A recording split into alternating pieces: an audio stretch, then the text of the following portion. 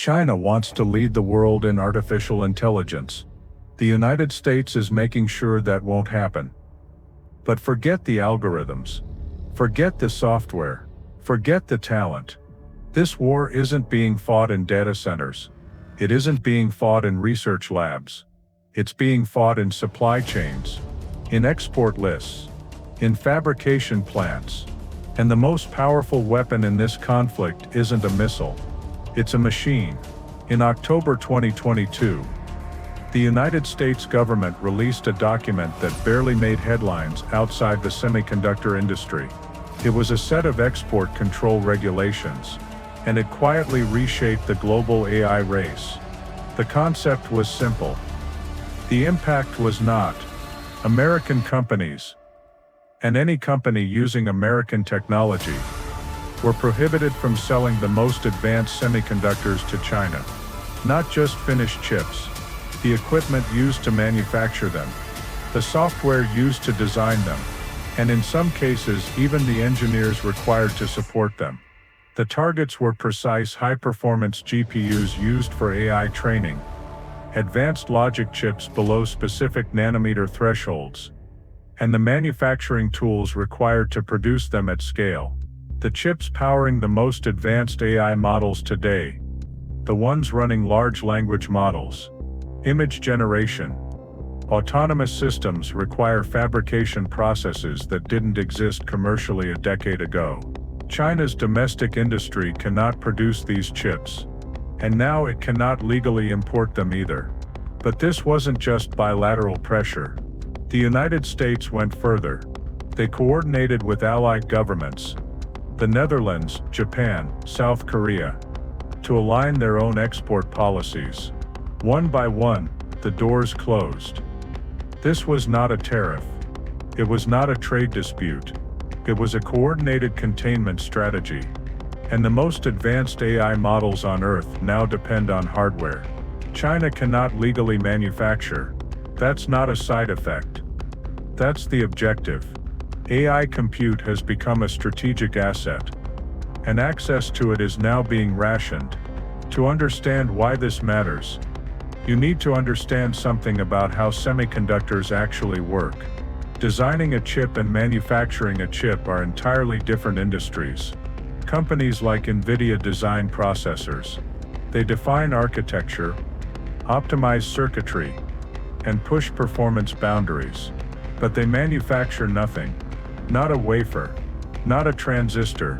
That responsibility falls to a small number of foundries, industrial facilities, so capital-intensive and technologically complex, that only a few on Earth can operate at the cutting edge. We're talking about 5 nanometers, 3 nanometers, soon 2.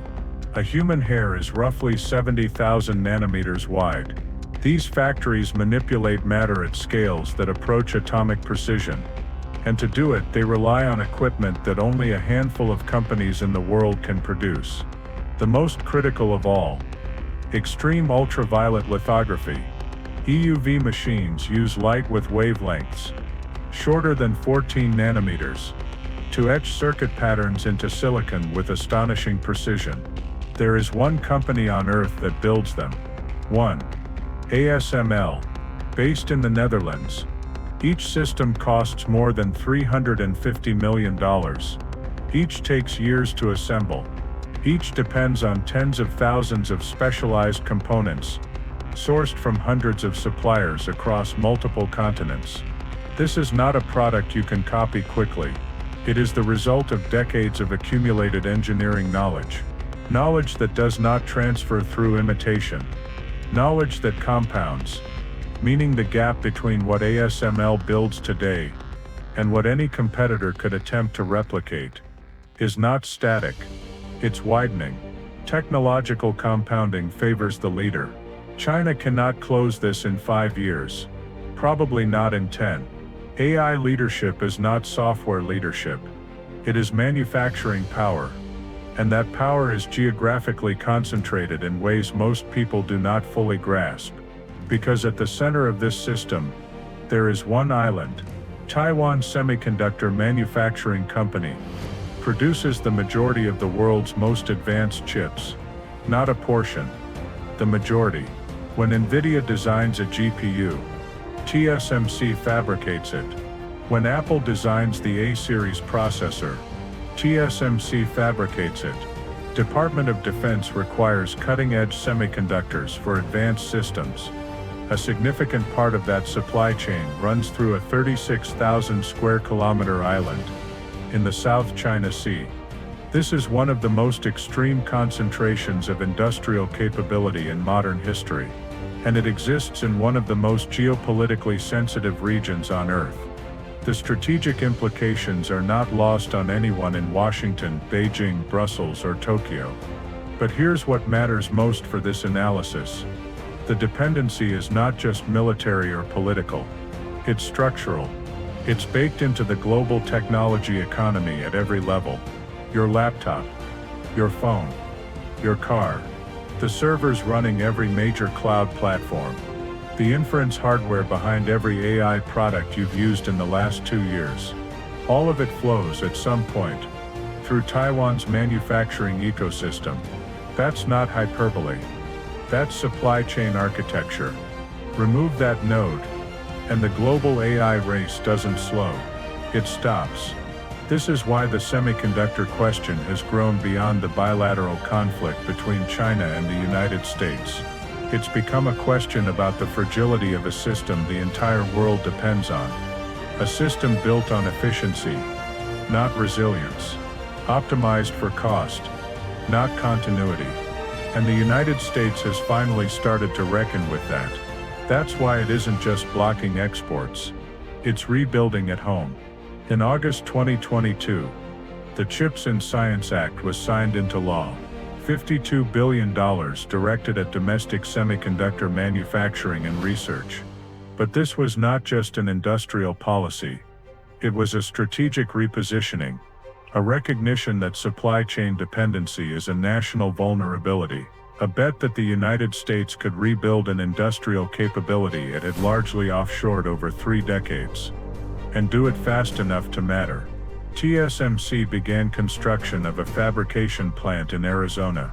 Intel committed to new facilities in Ohio. Samsung expanded in Texas. Each facility cost $20 to $30 billion to build and equip. Each takes years to become operational. Each requires a workforce with specialized knowledge that doesn't appear on command. Because building a fabrication plant is not the same as mastering it. Process optimization, yield management, workforce specialization, supply chain coordination. These capabilities compound over time. They are the result of institutional memory, of engineers who have run the same process thousands of times, who know intuitively when something is wrong before the data confirms it. That knowledge takes years to build. It cannot be imported with the equipment. Europe moved in the same direction. The European Chips Act targeted €43 billion towards semiconductor self-sufficiency. Japan began subsidizing TSMC's expansion onto its own soil. The message from the Western industrial bloc was unified. This is not a temporary disruption. It is a structural realignment. The global semiconductor industry, which spent 30 years optimizing for cost efficiency, is now being asked to optimize for strategic resilience. Those two objectives are in many ways in direct conflict. The realignment is real. The timeline is uncertain. The costs are enormous. Which raises the obvious question: can China bypass the system entirely? China is not standing still. Long before the export controls, the investment was already there. SMIC, Semiconductor Manufacturing International Corporation, is China's largest foundry, and it has been scaling aggressively. The state is pouring resources into equipment suppliers, materials research, software alternatives, and advanced packaging. In some areas it is making measurable progress, but the gap at the leading edge remains significant. Without EUV lithography, reaching the most advanced fabrication nodes through conventional methods is not possible. ASML has been restricted from selling those machines to China since 2019. That restriction has only tightened since. China is pursuing alternatives. Immersion lithography, with multiple patterning, can theoretically approximate certain advanced processes, but at substantially higher cost, lower yield, and significant physical constraints. It is an engineering workaround, not a solution. Then there's the software layer. Electronic design automation tools. The software used to design chips at the most advanced nodes are dominated by 3 American companies, Cadence, Synopsys, and Mentor. Access to the most advanced versions has also been restricted, and the materials, high-purity chemicals, specialty gases, photoresists, the consumables of semiconductor fabrication, are sourced from a global supply chain, with critical dependencies in Japan, the United States, and Europe. Every layer of the stack presents a constraint, and constraints, when compounded, become control. Solving one doesn't unlock the others. Some scenarios suggest China could develop a parallel ecosystem over the next decade. Slower, less efficient, but viable. A system capable of supporting domestic AI development, even if it cannot match the Western cutting edge. Others suggest that the compounding advantages of the existing supply chain, the decades of process knowledge, the depth of the supplier network, the installed base of advanced equipment, widen the gap faster than China can close it. No one knows how this resolves. And that uncertainty is itself a strategic variable, because in a race this consequential, controlling the bottlenecks may be enough. The side that controls the choke points doesn't need to win every battle. It only needs to limit the other side's freedom of movement. The future of artificial intelligence will not be decided by who writes the best code. It will be decided by who controls the most advanced supply chains.